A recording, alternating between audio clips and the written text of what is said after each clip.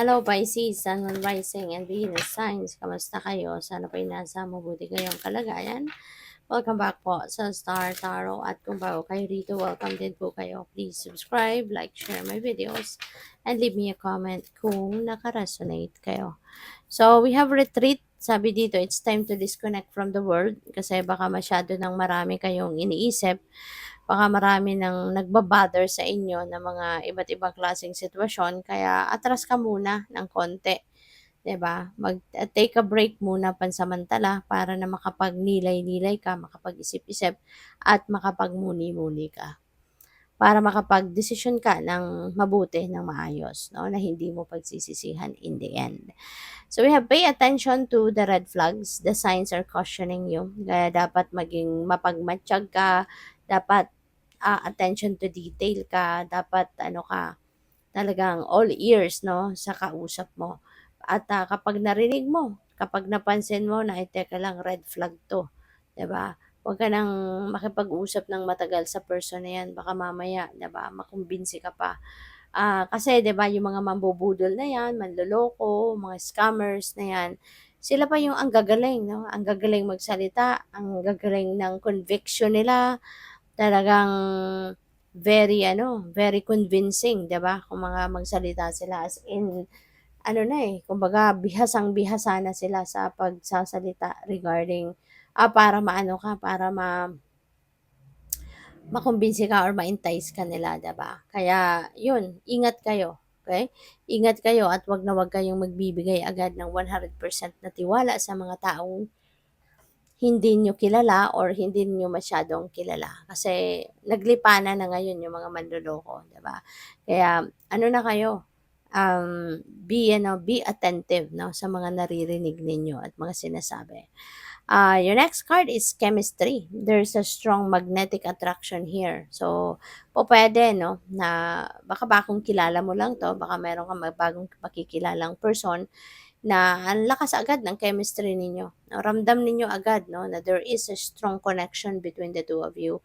And maaaring mauwi agad, no, yung pagkikilala ninyo. Ito, baka mauwi agad ito sa isang relasyon. Kasi nga, ramdam ninyo yung magnetic attraction between the two of you. Yung parang hindi na, yung magkakilala pa lang kayo, nagkakakilala pa lang kayo, tapos hindi na kayo mapaghiwalay, di ba? Yung mga ganong klase. Kaya po pwedeng may ganong ganap ang iba sa inyo, lalo-lalo na kung kayo ay single pa. Okay? So, mag-iingat na lang din kayo and good luck. So, maraming salamat for subscribing, and if you haven't subscribed yet, subscribe na kayo, and also maraming salamat din for not skipping the ads. Malaking bagay yan sa akin, and also please click the join button sa baba ng video kung gusto niyo na mag-join kayo sa membership. So, we have moon, we have cross, and we have bear. Ayan. So alam mo si Moon, parang kino-confirm niya lang yung sinasabi ni chemistry.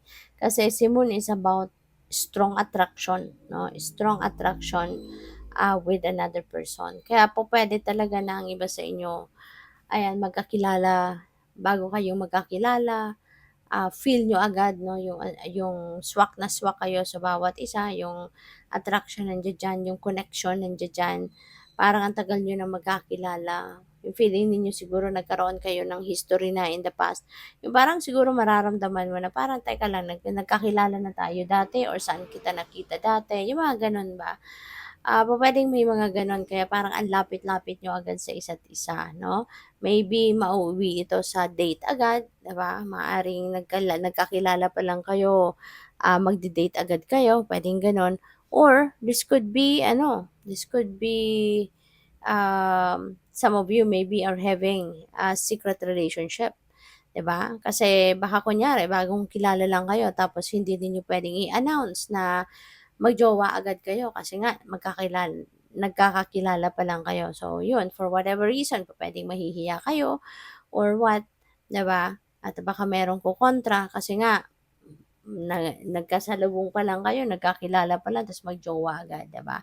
So, pupuwedeng gano'n. But anyways, ramdam ninyo, Ramdam ng bawat isa sa inyo yung strong magnetic attraction between the two of you. Kaya parang wala na makakapigil sa inyo, 'di ba? So, your next card is cross. Ayan, this could be um po pwedeng ang iba sa inyo dito mag-iisip agad, mag-uusap agad regarding pagle-level up agad ng inyong relationship. Yung parang kung kunyari kung kayo 'yan na bagong kilala pa lang, mag-jowa na agad, 'di ba? Walang masyadong time na ginugol sa pagliligawan, 'di ba? Ngayon, as you go, dito pa lang kayo nagkakakilala. Now, you are adjusting to each other, nakikiramdam sa bawat isa, yung gano'n. But maybe, meron din pag-uusap diyan of leveling up your commitment agad-agad, 'di ba? O puwedeng magkakaroon dito ng whirlwind romance ang iba, pupuwedeng magpapakasal agad, pupuwedeng meron ditong mag-aano agad, mag-e-engage agad, 'no? Pupuwedeng may mga gano'n. Kaya maaaring ikakagulat talaga 'to ng maraming tao. Kaya minsan siguro, ah, kaya ang iba siguro sa inyo ayaw ninyong i-announce, 'di ba, yung relationship ninyo kasi nga baka ma-criticize kayo ng ibang tao, ng maraming tao, 'no? So, your next message is bear, pero alam mo maaaring solid talaga din ano, kayong dalawa kahit bago pa lang kayo magkakilala. Kasi you are working on establishing a solid foundation in your relationship. Kaya po puwedeng genuine 'no, genuine din talaga nararamdaman ninyong sa bawat isa na pagmamahal 'no. Hindi lang 'yun talagang physical attraction but there could be love talaga. Meron totoong pagmamahal 'no, na maaaring nararamdaman kayo para sa isa't isa. Kaya parang eto nagtitiyaga kayo, nagsisipag kayo na talagang mapagtibay 'no, ang inyong samahan at ang inyong relationship. So, tignan natin kung ano pa ang ganap dito for Pisces.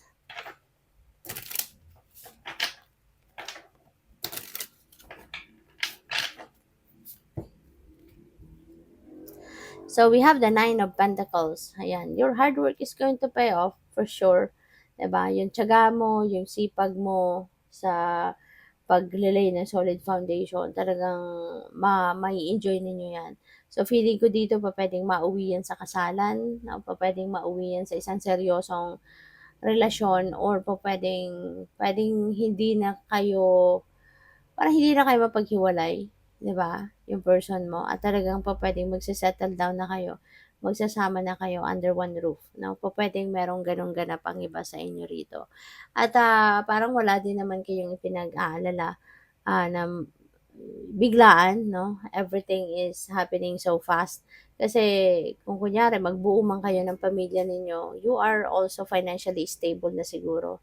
'Di ba? Maaring yung financial future kumbaga nandiya na. Meron na din kayong mga kanya-kanyang ipon, stable na din siguro kayo pagdating sa inyong mga trabaho, kung meron kayong mga business, ganyan. So, in terms of money 'no, para sa everyday lives ninyo, wala na din kayong magiging problema kasi parehas siguro kayo na talagang may ipon, may magandang trabaho, ganyan. So we have two of wands and you will be planning, no? Maraming pinaplano, maraming pinag-uusapan siguro ang iba sa inyo dito since kung bago nga kayong magjowa, 'di ba? So maaari na marami kayong pinagpaplanuhan. Maaaring may mga opportunities dito for you to be together, na mag-travel or kung saan man kayo papunta, saan man kayo gustong mag-settle down. Maaaring 'yun ang uusapan din ninyo at this time.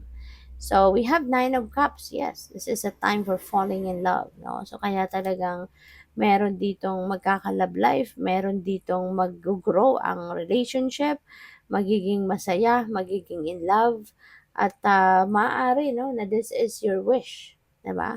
Maaaring ito yung wish ninyo na magkaroon na kayo ng jowa, makilala ninyo yung soulmate ninyo, magsimula na kayo ng pagpapamilya, 'di ba? Magkaroon na kayo ng makapagpakasal na kayo, makapag-asawa. So, maaring isa 'yan sa mga wishes ninyo, 'no? Iba't iba 'yan 'no, depende sa inyong sitwasyon. So, but yeah, this is the time that you are going to be very happy kasi pupuwede rin na dream come true ninyo ito. no? Dream come true. Kaya good luck. Thank you for watching Love and Light. Namaste.